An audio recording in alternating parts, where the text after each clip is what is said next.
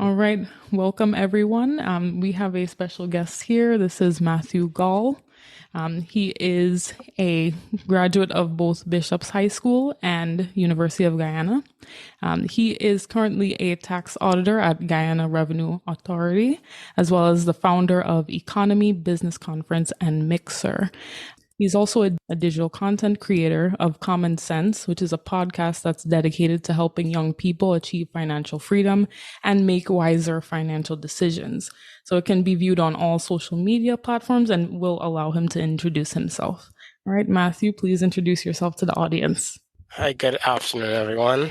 As was previously mentioned, my name is Matthew Gaul, and I'm currently employed at the Guyana Revenue Authority as a tax auditor. And apart from that, I am the founder of the EconoME Business Conference and Mixer and Common Sense podcast. Did you want to add any more information about your background and what inspired you to start the conference or the podcast? So the Common Sense podcast, the foundation of everything that I am currently doing, and the catalyst for the increased opportunities that I've been afforded over the past few years, was based on a motivational pep talk from my University of Guyana lecturer, who encouraged us to utilize our degrees to help our community. And my love for finance and business and my love for public speaking, I merged those two skills and talent and formulated a podcast. And the podcast touches on various financial matters, not only in the business field, but your personal life, your family, your marriage, your relationships, your education, your health. So it's very wide and encompassing all facets of our lives. And from the podcast, it has helped me to move that virtual community into a physical community with the aim of developing a cadre of young business people, help them to develop their business acumen and their knowledge, and to network and expand their market. So that is where I'm currently at. And so far, the journey has been pretty rewarding. That's really good to hear. To go deeper into that, like what motivated you the most to focus on promoting that financial literacy in Guyana? I think there is a vacuum in Guyana when it comes to financial education. Mm-hmm. I'm not the first to attempt to bring financial literacy to Guyana, but I think that I have been the most successful thus far. And my success has also helped others who may have had similar desires and passion to get into the field of financial literacy. And you can see now other people are helping others financially to develop themselves educational-wise. And also many more workshops, training sessions, seminars centered around financial literacy. Almost every conference, every event, whether it be in the corporate world, in church, in your groups, in NGOs, there is some topic now relating to financial literacy. Now, I won't take credit for that, but I know that Common Sense has been a catalyst and an inspiration to help people to see the necessity of financial literacy and also see how beneficial it can be to our individual lives. So I think the vacuum in Guyana, also just looking around at fellow young people, athletes, celebrities, and see how they have mismanaged their personal finances.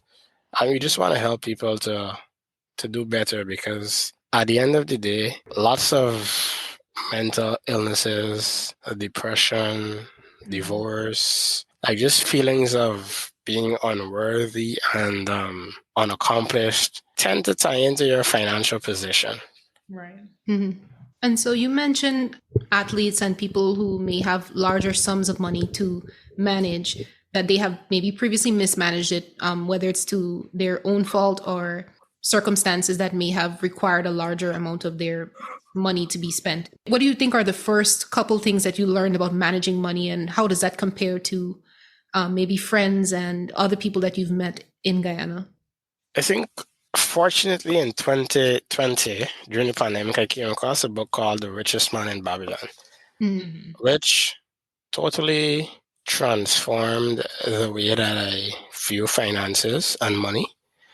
And from reading that book, I started to read lots of other books centered around money. And I don't think the rise in financial literacy is it's just happening by chance. Fortunately, Guyana itself as a country economically over the past 5 years has been experiencing unprecedented growth. Right.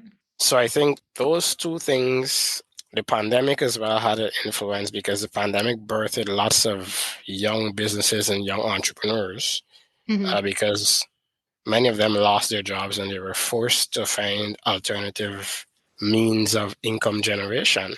So I think the pandemic, Guyana's current economic trajectory, and just a more educated young populace wanting to have better lives than maybe their parents would have experienced. Those forces combined has propelled the desire for financial literacy, financial management. And I think that those are the motivations that young people want to know where they can invest, how they can invest, how to budget, how to save, um, how to manage their businesses, how to manage their money. I think this current crop of young people in Guyana, we just are very ambitious, and part of being ambitious requires money. And I think those factors have like propelled the need, the desire for financial literacy and management. Okay. So we do know that you have, an extensive background in finance, but before all of that education, what did you know personally about financial literacy as a child? Like what were you taught personally back then about money and, finances, if you were taught about it at all? I think most young people in Guyana, some of the common phrases that you would have heard. Also, I come from a very Christian background, so you would hear the love of money is the root of all evil. It's hard for a rich man to get into heaven. And then from your family side, you would hear money doesn't grow on trees. And there was a lot of negative connotations to owning money and wanting money. Yeah. And I think that has to do with our entire history, and you can go as far back as slavery and all of that. But like in my immediate family, I didn't hear much about money. You felt when there wasn't money though. You felt when there wasn't money. I grew up in a single parent family. It was just my mom. Actually, I grew up with my mom and my grandparents. My grandparents migrated when I was about 10, 9 to the United States. So all I knew is that my mom was trying to do her best to provide for me. By no stretch of the imagination did I grow up poor. As compared to, like, I think there are people that are actually poor. They don't know where the next meal is coming from and stuff like that. I've never had to experience that for most of my life. For all of my life, I think there were years that there were a few challenges. Maybe you couldn't go certain places because the money was so limited, or sometimes you would have to walk to school because maybe you can only afford food, you can't afford food and transportation, things like that. But I think I wasn't poor and I wasn't rich. It was just somewhere in the middle there for most of my life. But I never had any money conversations with my parent, with my mom, or any financial knowledge. Just, yeah, it was just nothing really. Right. Yeah. And that is actually very common, in many households, money isn't really talked about. It's kind of taboo. I agree. Yeah. I think that, Matthew, your background is very relatable for most Guyanese people, not just because you have a Christian background, but, a lot of Guyanese families in Guyana and outside in the diaspora, they're humble families, not rich, not poor particularly, but very principle based. As it relates to spending and saving money.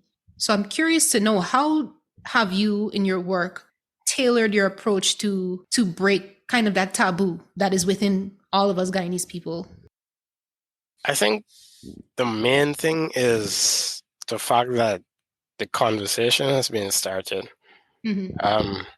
Some of the conversations that I've tried to foster on my podcast are conversations that I consider I've never been privy to any.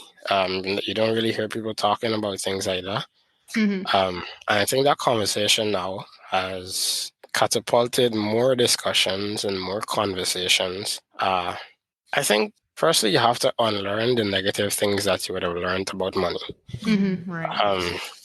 And I think most Guyanese have grown up with negative thoughts about money. Like if you have a desire to be rich or to have lots of money, like sometimes you feel like a sinner, or you feel like it's a wrong ambition to want to be affluent and wealthy. Right. And it all starts in the mind. Like when I first started to take a serious interest in personal finance, because everything that I've been doing on the podcast and so forth is just a very minuscule aspect of finance. Like you weren't taught these things in UG. UG is more about corporate finance, governmental finance, and stuff like that. You're not taught budgeting, like personal budgeting in university. So those are things that you would have to learn on your own, or if you're lucky enough to go to a seminar or whatever.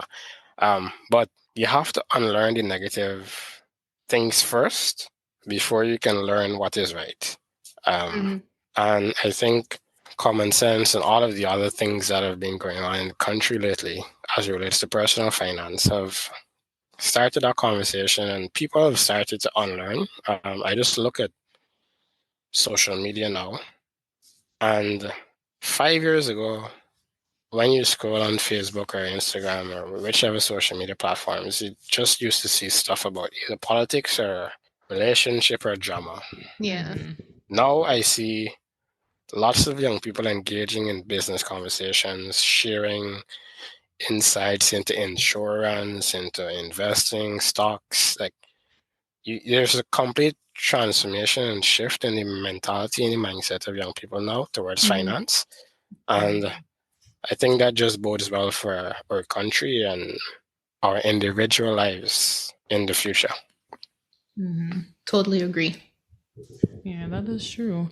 And everyone has a different idea when it comes to financial literacy, and social media gives us different ideas, and more so podcasts like yours, and they're more driven towards giving the right information. Some people they see misinformation online, but what would you say are some critical financial literacy topics that Guyanese individuals and communities should prioritize, especially if they're not, completely aware of like what's right?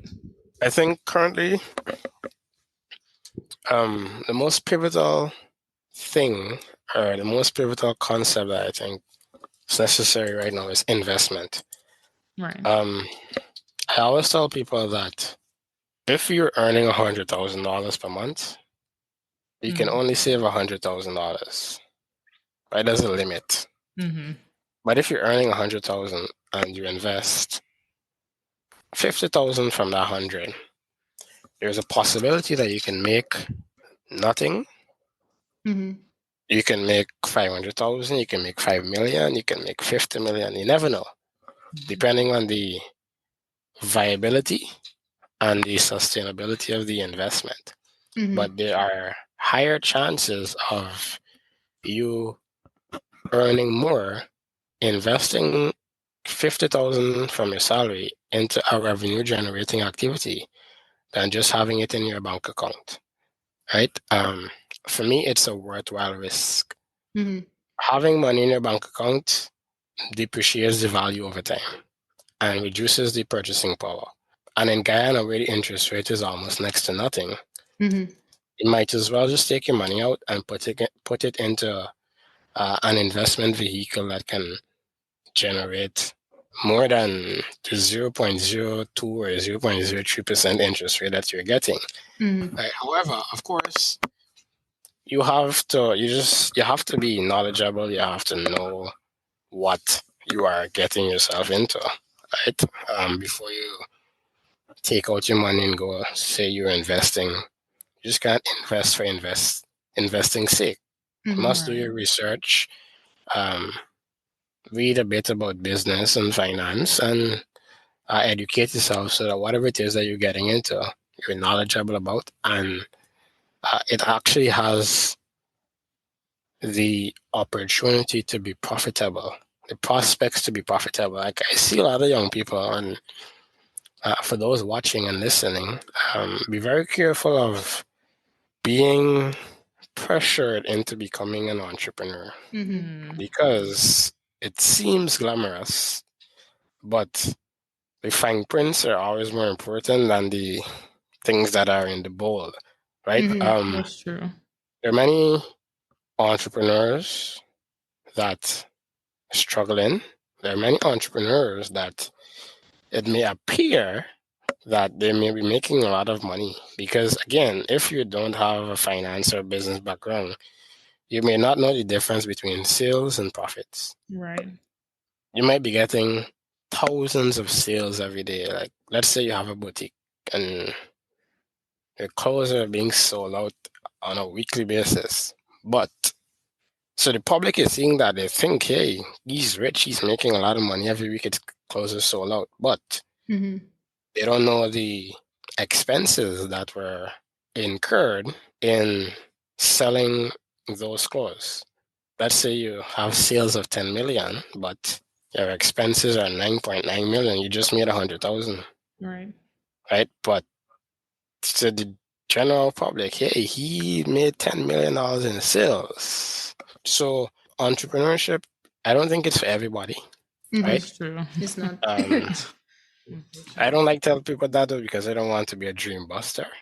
But that's just the harsh reality. Yeah. And you need to be very careful because you can find yourself in serious debt and financial misfortune if you just jump into it because you want to say that, hey, I'm a CEO, I'm a girl boss, I'm a this, I'm a that. You're not lying. Don't be shady, Matthew. That's okay. But no, I think you're bringing up extremely valid points. Investments are extremely important, but it's also important that you think and be thoughtful about, becoming an entrepreneur because it's more than just being able to say you're your own boss and that you're bringing in so much revenue because again, revenue and profit are two different things. But we had a really, really interesting pre-interview conversation, and I'm sure you'll share more news and information about EconoME and common sense. But I am curious to know and want you to share with the audience. Do you have any hopes and aspirations for the EconoME conference and the podcast moving forward? I think my continuous goal is expansion and scaling. Actually, the theme for the conference this year is skill. Moving from one level to another level is always challenging in business. And the statistics prove that like more than 50% of businesses fail after the first 5 years. Yeah. Sustainability and scaling are major challenges. What I've even noticed in Guyana is that lots of businesses start off at a bang, hot and sweaty, booming, and then they just fade away into oblivion. I am paranoid and very fearful of that happening to me. And at this point, I'm just trying to position the conference to be of a regional and international standard in terms of the quality and the execution. And I'm hoping in the very near future to obviously it won't be as big as it is in Guyana, but to start small somewhere, whether it be in the Caribbean or in the United States of America. Of course, the US has a very large Guyanese diaspora that I feel like I can tap into, and Yes, definitely. areas of potential collaboration there. So that's the short and near-term future of EconoME. I use the Guyana Energy Conference as my benchmark. The Energy Conference features dozens of international leaders, presidents, ministers of government. It's a 4-day conference with lots of big sponsors and so forth. And Wow. I don't see why EconoME in the next few years can't reach that level. That's true. As it relates to common sense, I'm going to be taking a different approach with common sense probably within the next six to 9 months. I'm hoping to set up a studio in my home. Nice. Whereby I can speak as free as I want to speak. Yeah, you need that. Currently, you have corporate sponsors and you can't really say certain stuff, obviously. I just want that freedom now because like the vision that I have for Common Sense is not something to profit off. I just want to have that free space that I can be creative and have the tough conversations that need to be had as it relates to finance and money and business. So those are my current and future projections for EconoME and Common Sense. Okay. And actually, I do just want to interject before Afia goes to, one of our final questions, but don't think that just because you have scaled so widely in Guyana, because your conference size and your turnout is amazing. Like we've seen the pictures and, feedback from people who have attended the conferences. As we said before, this is a topic that is very taboo amongst our entire community globally. So as you are looking to, scale into the US, like, yes, maybe initially it might be a small turnout as it was maybe the first time you put on the conference. But trust, like we know a bunch of people in our community, especially with, how much Guyana has to offer at this time, that people would be very interested in hearing, what you have to present. But I'll let Afia take on this last question with the time we have left. Yeah, but how can the Guyanese diaspora and overall the listeners of GAF with G.O.L.D.R.U.S.H support your efforts and, get involved with promoting financial literacy in Guyana? Like, promote your social media. Tell us how we can get involved with you. All right, so you can follow me on Facebook, Instagram, and LinkedIn on my personal account, Matthew Gaul. Also, Common Sense has an Instagram page and a YouTube channel, as well as EconoME is on Facebook, Instagram, and LinkedIn at EconoME Business Conference. Any of those platforms you can get me on. I'm on Twitter, but not for business purposes. Yeah, we know how Twitter is. But yeah, you can support by a simple like, a share, a follow. If you're in Guyana, you can attend any of the conferences and seminars that I host. And you can share with your friends, with your family. If you're interested in sponsoring the event or the podcast, just a simple message. And we can collaborate and formulate something that is beneficial to both parties. So those are some very simple ways that you can, actually not simple because I really appreciate every share and I follow and like that I get. Mostly a lot from strangers. Like I was going through my shares for my flyer that I posted yesterday for EconoME, and I don't even know half of the people. So that says a lot. That says a lot indeed. And I'm grateful that initially when EconoME started, it was friends and family. Now I don't know half of the people that come. So that says a lot about growth. Well, you've really inspired us with the work that you do, and we're so excited for the way that you plan to scale and the way that you are changing the taboos of our culture.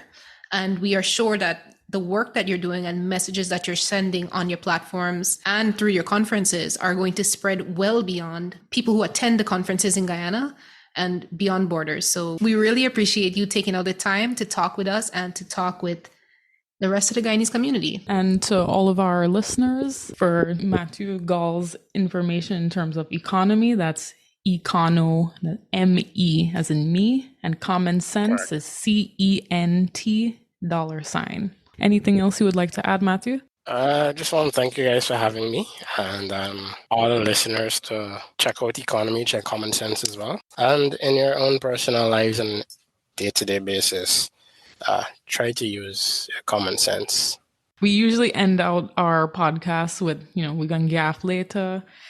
So if you would like to say that for our ending. We can gaff later. Y'all ensure that y'all use your common sense, and don't forget, Esikobo belongs to Guyana. All right. Thank you so much again, Matthew. Thank you, I appreciate that. All right. Thank you very much, guys.